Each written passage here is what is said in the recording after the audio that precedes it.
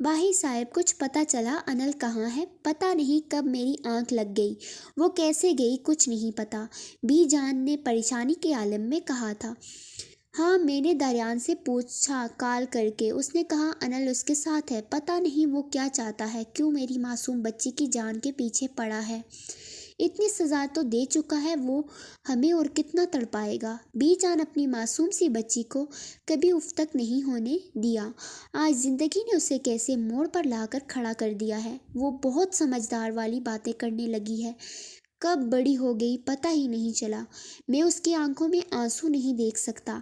Be جان انم کی بددعا لگی ہے مجھے، آج تک سکون سے نہیں سویا میں، آج اپنی بیٹی کی اپنے بچے کی کے لیے تڑپتا دیکھ کر انہم کی تکلیف کا اندازہ ہو رہا ہے، حیدر کے صبر دکھ کا پتہ چل رہا ہے۔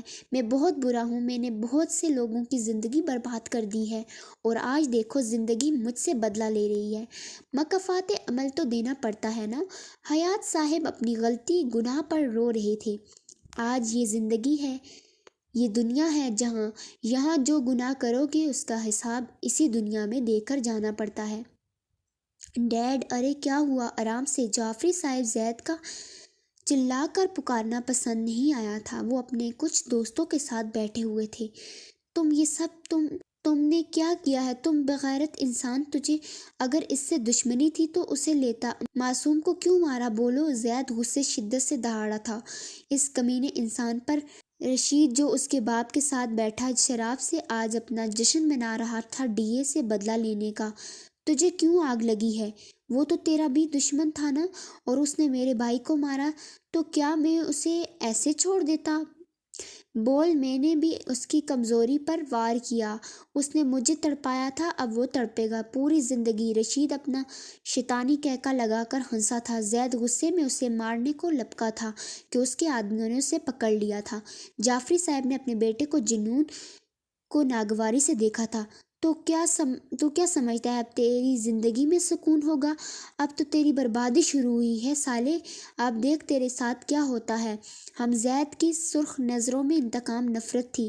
وہ اب میرا کچھ نہیں بگاڑ سکتا، چپ چاپ سے اس کے بچے کو بتا دو، تمہارے لیے بھی فائدہ ہوگا۔ سچ میں ڈیل کر لو میرے ساتھ مل کر۔ آہ کمینے، تیری تو تجھ جیسے کمینے کو زندہ ہونا نہیں چاہیے۔ میں تجھے نہیں چھوڑوں گا، جان سے مار دوں گا تمہیں۔ زید خود کو چھڑواتا ہوا دیوانہ وار رشید کو مارنے لگا۔ ان کے آدمی اسے چھڑوا رہے تھے۔ مل گیا تمہیں سکون، میرا سکون برباد کر کے؟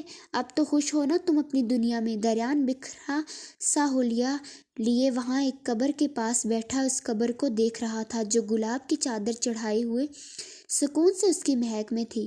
اس پتھر پر نام لکھا ہوا تھا، انل بنت حیات شیرازی۔ کیا میرے ساتھ ایسا کیوں؟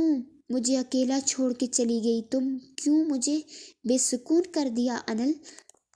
پلیز واپس آ جاؤ پلیز۔ دریان شدت سے روتے تڑپتے ہوئے اسے پکار رہا تھا جو سکون سے سو رہی تھی اپنی دنیا میں، اور آج وہ تڑپ رہا تھا اس کی خاموشی میں۔ تم نے کہا تھا اسے میری ضرورت ہے، لیکن اسے میری نہیں تمہاری ضرورت تھی انل، اسے ابھی بھی تمہاری ضرورت ہے، پلیز واپس آ جاؤ۔ دریان نے روتے ہوئے کہا۔ اسے آج پتہ چل رہا تھا وہ انل کے بغیر ادھورا ہے۔ اسے تڑپا کر آج خود اس مقام پر ہو، اسے تو تم نے مارا ہے، تمہاری بے وفائی نے مارا ہے۔ میرے نصیب میں وہ نہیں تھی، لیکن تمہارے پاس تھی، پر تم نے قدر نہیں کی، تم نے اپنی نفرت میں اسے مار دیا۔ زید نے گلاب کے پھول اس کی قبر پر رکھتے ہوئے اس کو دیکھ کر کہا، جس کی آنکھیں رونے سے بے حد سرخ ہو گئی تھی۔ وہ ٹوٹا ہوا ہارا ہوا انسان بے حد تھکا ہوا لگ رہا تھا۔ زید نے پھر سے اس قبر کو دیکھا، اس کی آنکھوں میں پانی آ گیا تھا۔ پلیز بولو اسے واپس آ جائے، میں بہت تھک چکا ہوں۔ میں معافی مانگتا ہوں، میں نے بہت غلط کیا اس کے ساتھ، کبھی اس کے جذبات کی قدر نہیں کی، پر میں سچ کہتا ہوں میں بے حد عشق کرتا ہوں اس سے، میں کبھی بھی اسے تکلیف میں نہیں دیکھ سکتا تھا۔ دریان نم آواز میں بولتا اس کی قبر کو نظروں کے حصار میں لیے کہا تھا جھوٹ مت بولو، تکلیف میں تو تم اسے دیکھتے تھے پر نہیں کرتے تھے، تکلیف مزید اضافہ کرتے تھے اس کی تکلیف میں۔ کاش میں اسے کبھی نہ دیکھتا، نہ ہی میرے عشق میں وہ جنون آتا، یا پھر کاش تم اس کی زندگی میں نہیں آتے۔ زید بے آواز آنسو بہا رہا تھا۔ کاش ہم دونوں ہی اس کی زندگی میں نہیں آتے تو شاید آج وہ زندگی سے یوں ہار نہ مانتی۔ دریان آج پچھتا رہا تھا، وہ آج اس کے لیے تڑپ رہا تھا جو کبھی اس کے لیے تڑپتی تھی، اس کے عشق میں مرتی تھی۔ آج وہ دونوں اس کے عشق میں مر رہے تھے، تڑپ رہے تھے۔ انسان زندہ ہے تو اس کی قدر نہیں، جب چلا جائے تو اس کا مقام پتہ چلتا ہے۔ زندہ ہے تو اس کی برائیاں ہیں، چلا جائے تو اس کی اچھائیاں سامنے آتی ہیں۔ کاش کہ ہم زندہ لوگوں کی قدر کر سکتے، کاش کہ ہم انہیں وہ محبت، پیار، عزت مان دیتے جو ہم ان کے چلے جانے کے بعد دیتے ہیں۔ انل پلیز مجھے معاف کر دو، میں نے تمہیں بہت ستایا ہے، کاش اس رات میں تمہارے پیچھے نہیں آتا، کاش۔ زید دریان جانتے تھے ان کی دشمنی کتنی ہے، وہ لوگ ان پر نظر رکھے ہوئے ہیں، جو بھی ان کے قریب آتا تو ان کی دشمنی کے بیڑ چڑھ جاتا تھا۔